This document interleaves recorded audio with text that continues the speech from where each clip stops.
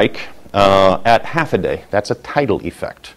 Semi-diurnal tides are actually significant in the Keys, as are the diurnal. One of the interesting things about the Keys oceanographically is that the importance of the semi-diurnal versus the diurnal signals varies as you move along the reef tract because of the competing influences of the Gulf of Mexico and the North Atlantic.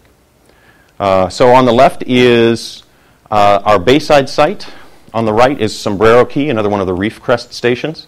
And again, you'll notice a very strong annual signal. That's 365 days. Strong here as well. One interesting thing that pops out, the red is sea temperature. These others are meteorological variables, wind speed or air temperature.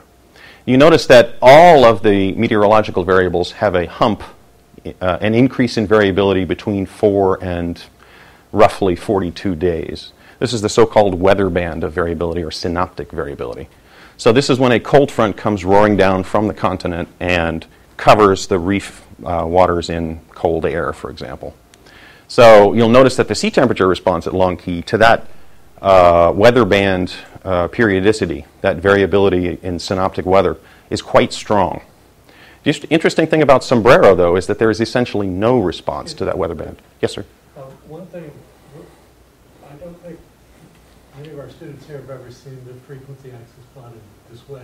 Oh. We usually do frequency, okay. log period. And this is also not variance preserving, so that might be a little confusing. So for the students who have had Don and mine's classes, just flip it around, okay?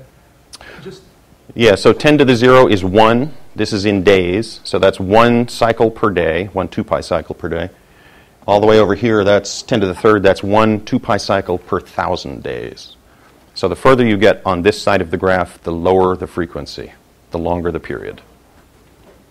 So. And it's at one spot. That's right where you have your site out there. Yeah, this is Long Key. Exactly. It's the meteorology and the sea temperature at the same site, and the meteorology and sea temperature at another site out on the reef crest. I know the site. Oh, I'm sure you do, yeah. I'm sure you do, intimately. In fact, I've seen some of your photographs of it.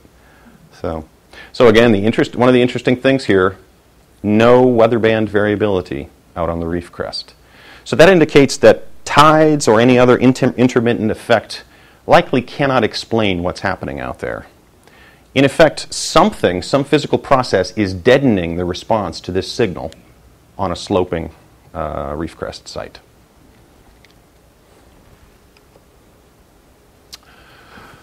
Okay, this is just a very close look at the variability, the power spectral density estimate for Sombrero Key again, but very close to 1 day. So this is the 1 day period, this is the semi-diurnal tidal period.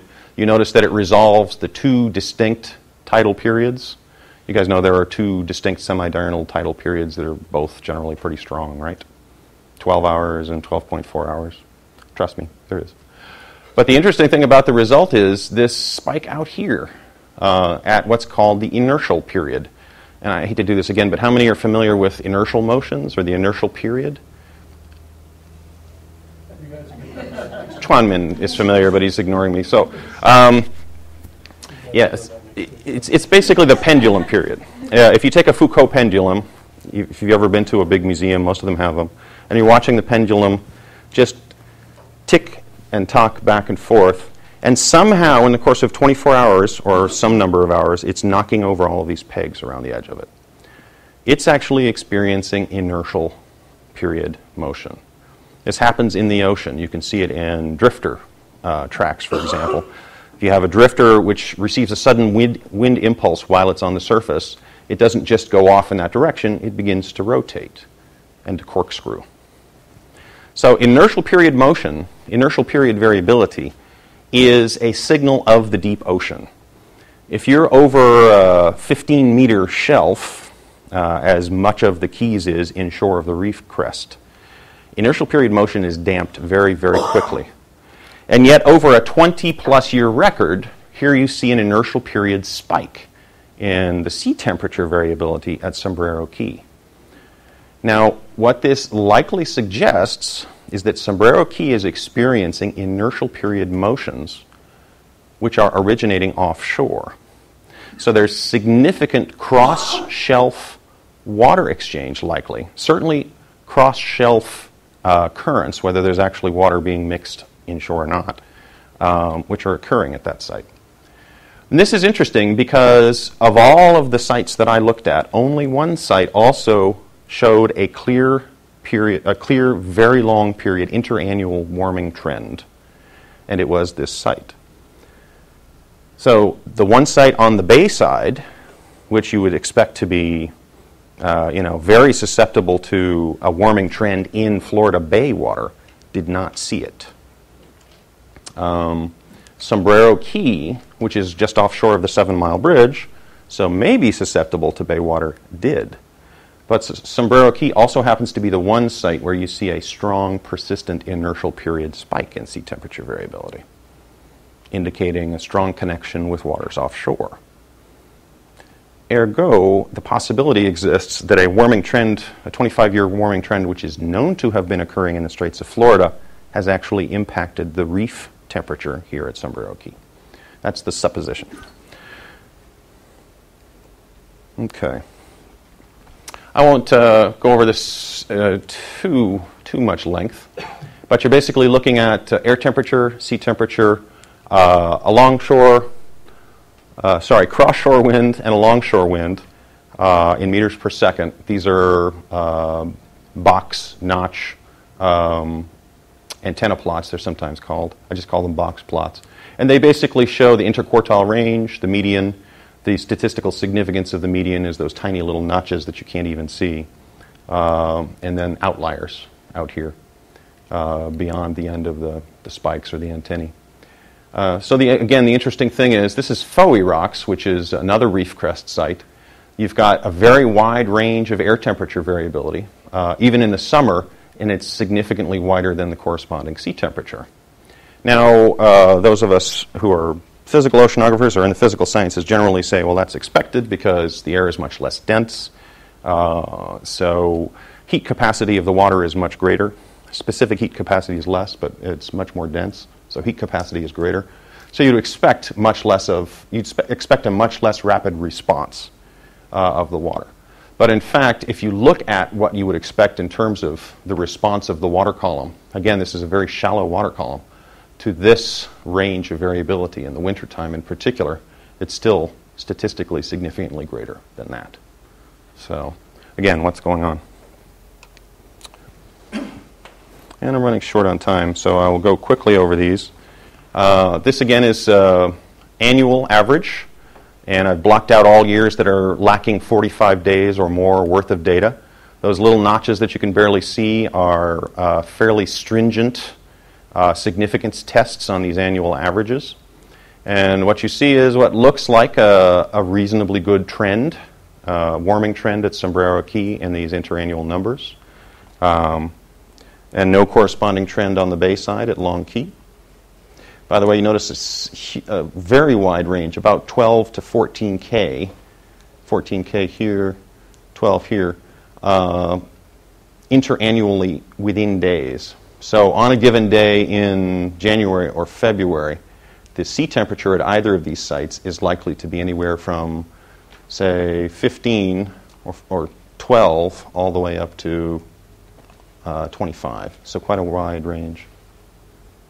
Okay, this is actually the hourly sea temperature time series from Sombrero, showing a trend line which is plotted against the time. And again, this is controlled so that this record is ending at roughly the same time of year that this record began. It looks like a robust trend. Various statistical tests applied to it show that it appears to be a somewhat robust trend. It comes out to about 0.07 degrees Kelvin per year. And interestingly, when we look at Sombrero Reef's tide height, it happened to be one of the sites that was also simultaneously measuring hourly tide level. There's also a trend there of 7.44 millimeters per year. Again, deepening water. Now, why is 7.44 millimeters per year significant? If you assume that the salinity at this site stayed relatively constant on annual timescales, that is exactly within 95% confidence, the increase in the tide stage you would expect at that site for a 0.07 K per year warming. So again, this data isn't conclusive, but it certainly looks like there's a warming trend at that one site. Another quick look at the cold snap. I won't talk about this in any length, but this is a long-term anomaly of Fowey sea temperature, molasses sea temperature, long key. And these are three very large-scale climate indices. The Arctic Oscillation Index, the AOI, the Nino 3.4 Pacific SST Index, and another El Nino Pacific SST Index, the Nino 4.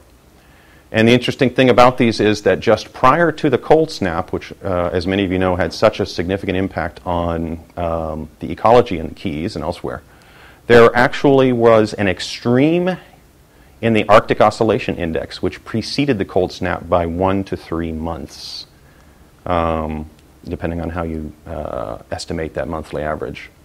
And there were similar extremes in both of the Ninos, but neither stands out the way that November extreme in the Arctic Oscillation does. Again, this is a record of these indices that goes back to 1988. The most recent time when such an extreme drop was seen in the Arctic Oscillation Index was in 1977, which I don't know if there are many folks here who are old enough to remember 1977, but it snowed here. It actually snowed in North Miami, not in Homestead, where I lived at the time. 1977. Yeah. And that also preceded the cold snap of 77 by 1 to 3 months. So, leading to the suggestion that there might be some predictability to these cold snaps. The water temperature in Snake Creek went down to 9 degrees centigrade at that time and about 14 degrees out on the outer reef. Mm-hmm. 14 is very cold on the outer reef. Yeah. That's surprising. And a huge plume of muddy water. At some point, Gene, I'd like to sit with you and talk about how I could get access to all those old time series, because I'd love to look at them. This is a heat budget analysis. This is, again, trying to identify all of the terms, air-sea fluxes, insulation, long-wave cooling, which contribute to sea temperature in the deeper ocean. There's no estimate in here of advection or diffusion, so no estimates of mixing, and no estimates of smaller scale terms. This is strictly air-sea fluxes. And what you see is that the air-sea budget does an okay job, actually, of estimating what's happening on the flats. So the black is the actual sea temperature variability translated into heat fluxes based on the ocean depth, the mean water depth at that site. And the dashed line is this air-sea heat flux budget. So at Long Key on the Reef Flat site, it does an okay, not a great but not a terrible job of modeling that seasonal cycle, that annual cycle. At Molasses Reef, it does a horrible job. Now, this isn't a result of bad air-sea calculations. You've got a set of published air-sea flux, global air-sea products. One's from Woods Hole, one's from Vancouver, one's from Southampton. So not pikers in the physical oceanography world. And our budget is pretty close to theirs. They just almost all, with one notable exception, do a horrible job of mapping what's actually happening in sea temperature at that site. Okay. If you look at the sea temperature variability, the actual sea temperature variability at one site, this is Molasses Reef, and then you look at what that air-sea heat budget is predicting, you'll notice that you'd be killing the reef every winter and boiling it alive every summer. So there would be no Florida Reef Tract unless something else was happening. Oops. Estimating advection and diffusion. Turns out that's quite tricky. One reason is that ocean models, which are designed to tell us what the ocean currents are doing over shelves or over deep water, generally do a very poor job of telling us what's happening right at that reef crest. The reason is that the reef crest itself is a very fine-scale topographic feature, less than a kilometer cross-shore distance between quite shallow water and very deep water, relatively very deep water. And these models, especially the fixed grid models, just don't do a very good job of modeling the processes that are happening at locations like that. And in this case, the locations like that is about 300 kilometers of reef crest. significant along-shore extent of that feature. So, attempts were made to estimate, this is the actual topography, and this is the topography of a pretty fine scale model, the Gulf of Mexico HYCOM. There's actually a 900-meter grid point model called HYCOM from Rasmus. Surprisingly, the topography in that for this location on the reef crest doesn't look a lot better. But what you'll notice is that basically that whole reef crest is missing from the topography. It's the same with the HYCOM. So again, you would expect it to do a very poor job of modeling what's happening there. Okay. In particular, both models and estimates based on offshore measurements often assume that there's significant water flowing back and forth across the reef crest. In actual fact, these are measurements at Loo Key in the lower keys, L-O-O-E Loo Key. This is a longshore currents, and this is cross-shore currents. And it's difficult to see, but if you notice, this is 10 centimeters per second, so that's a very narrow range, minus 10 to 10 centimeters per second. This is way out at 50 centimeters per second. So the longshore currents there are much stronger. The models do attempt to take that into account. If you look at the F-keys cross-shore versus the F-keys longshore, again, it's a much narrower scale on the cross-shore than on the longshore. They do a job of telling us that the currents are relatively less, but without exception, these models, even the very high-resolution ones, do not pick up that very strong spike, that very strong zero spike. In effect, what this is telling us is that at that site and at other similar sites that have been measured in the upper keys, there is no cross-shore water exchange over the reef crest, or very, very little. It's within, I think there's a 95 percentile. It is within the measurement errors for the ADCPs. So there may be very moderate exchange, but it's below our ability to effectively measure it over time. Okay, here at last is the one and only equation, and I won't go into detail on it, but basically this is the time rate of change of sea temperature at the reef. This is air-sea flux and flux through the sea floor. These are shallow sites. Density of the water, specific heat capacity, water depth. This is a mixing term. This is what I call a kilometer scale mixing term because it was based on kilometer scale sea temperature, sea surface temperature in particular. This is an advection term. Again, kilometer scale. And then this last very complex-looking term here is the innovation, one of the primary innovations of this heat budget model. It's something called horizontal convection that I mentioned earlier. Horizontal convection is actually a mixing process and a cross-shelf water exchange process that works over sloping bottom at scales on the order of 100 meters, so very fine scale. Not parameterized in any of the existing hydrodynamic models. This is just sources for data and for error analysis that were built into the PhD research. If anyone wants to know more details on that, let me know. This is some work of a PhD student who's now a postdoc of Chuan Min's. Is that right? He's there. Oh, dude, I'm sorry. Hi, Brian. So this is Brian's work. Sorry, I forgot you were here. Actually, I'm surprised you stayed. That's what it is. I figured you'd get the beer and leave. So I won't explain this in detail with the author sitting there, but basically, this is looking at attenuation of light in very shallow water on the reef, along the reef tract, and showing significant, very fine-scale spatial variability in that light attenuation. Turns out that light attenuation is important for reef heating because if any of you have ever driven down in the Keys or if you've taken a boat offshore here, which I hope all of you have, the thing you notice about the water is that it is not deep cobalt blue. It's anywhere from sandy blue to maybe light green if you've got some kind of an event going on. The sunlight sees the bottom. And some of the sunlight which reaches the bottom is reflected or scattered back and leaves the ocean again. So the amount of insolation going downward through the surface of the ocean cannot by itself predict how warm the ocean is going to get from that sunlight, because some of it's going back, some of it's leaving. And for a 2-meter site with sand bottom or bright carbonate rock bottom, we estimate about 15% of that warming that comes into the surface as insolation leaves again. So it's a significant term. So the light attenuation is basically a measure of how much of that sunlight gets absorbed before it makes its way, percolates its way back up out of the water and into the air.